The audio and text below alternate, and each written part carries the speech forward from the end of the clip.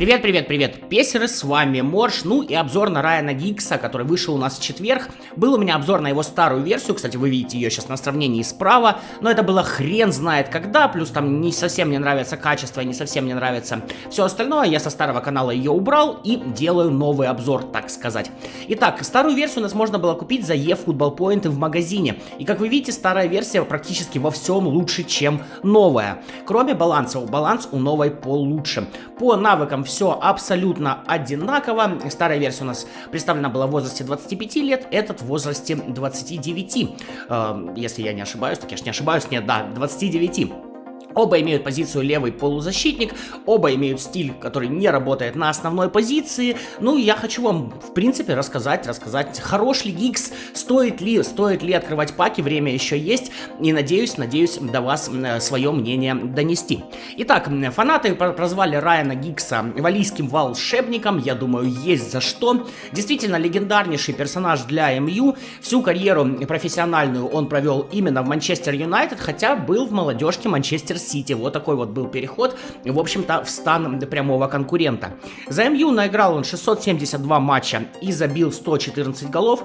За сборную Уэльса 64 матча и забил 12 голов. При этом даже поиграл за сборную Великобритании. Именно Великобритании, не Англии. Это важно. Само собой, просто максимально уважаемый человек для любого поклонника Манчестер Юнайтед, но мы здесь больше, конечно же, говорим об игре. Что же в игре на самом деле у него хорошего? В принципе, рост 180 похуже, чем средние показатели, я считаю средним 185 неплохо для футболиста. Тем не менее, левые полузащитники, левые нападающие частенько не очень хорошо имеют дела с ростом, поэтому там и 170 бывает, так что 180 это вполне себе ок. Да, по позициям он играет левого полузащитника, левого нападающего, может сыграть атакующего полузащитника, но я бы вам рекомендовал ставить его именно на левого нападающего. Да, визуально немножечко теряется рейтинг, но на самом деле уменьшает ли это его статы, я, если честно, не скажу. Бегает просто неимоверно, и на левом нападающем он смотрится максимально гармонично, плюс работает стиль. Стиль у него продуктивный вингер. Значит, что по статам вообще хочется сказать? Нарисованы ли они? Мне кажется, абсолютно нет. Вполне себе на свои статы он играет. При этом, играя за Гиггса, я вот действительно получал удовольствие. Он как-то настолько легко чувствуется на поле.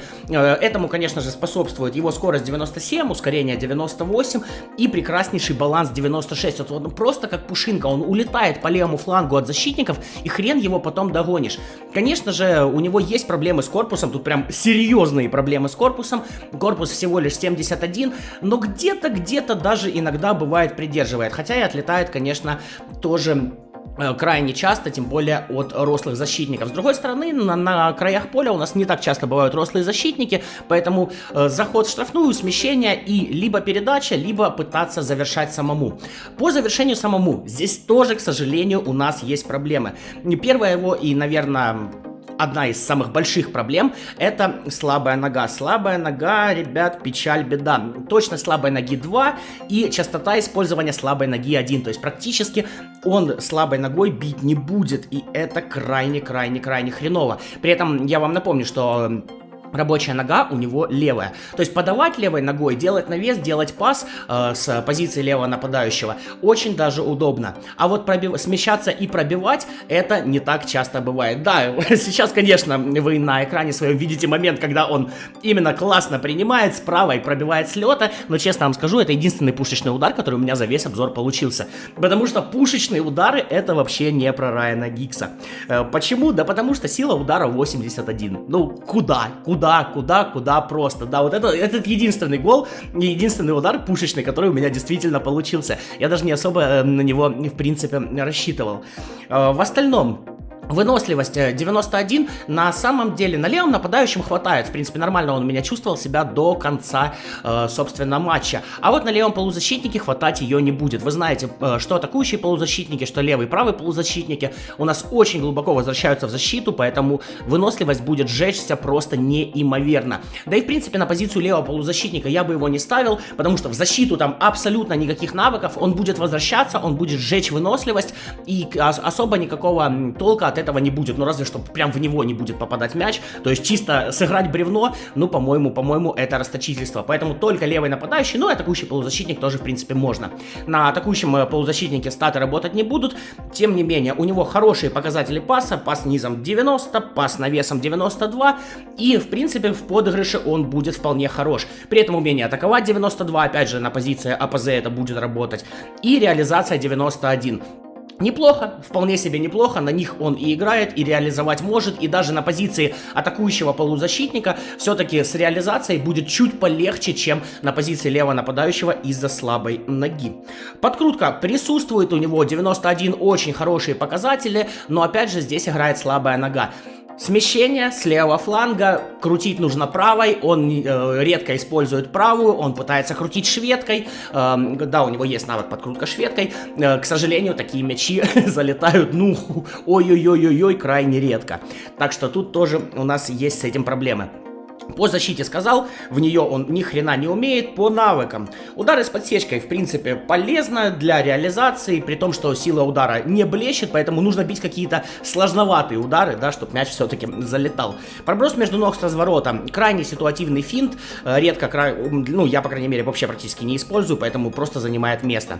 Игра пяткой полезна, низкий пас навесом полезно, если он у вас достаточно глубоко, то есть если он играет у вас левого полузащитника, например, вы можете, собственно, делать при помощи него забросы.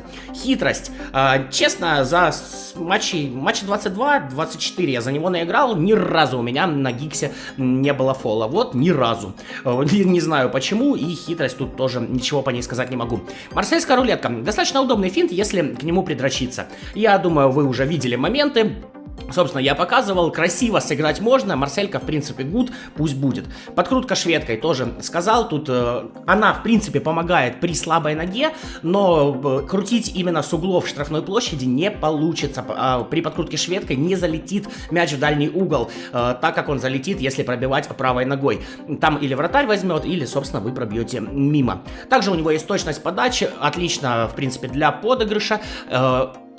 Навык полезный для левого вингера уж точно. Ножницы. Мной финт не используется, неудобно, смысла особого я в нем не вижу. Ну и ведение подошва для микродриблинга тоже особо полезным я бы не назвал. Что мы имеем в итоге?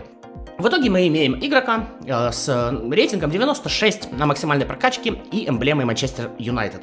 Плох ли он? Ни в коем случае. Он классный. Вот я повторюсь, он очень легко чувствуется на поле. Но больше чем 7,5 из 10 я бы ему не поставил. У нас есть Неймар, у нас есть Роналду на левого нападающего, у нас там много кто есть. Пиши, конечно же, свой опыт игры за Гикса, с удовольствием почитаю. На этом прощаюсь. С вами был Морж. До новых встреч. Пока, ребят. Пока.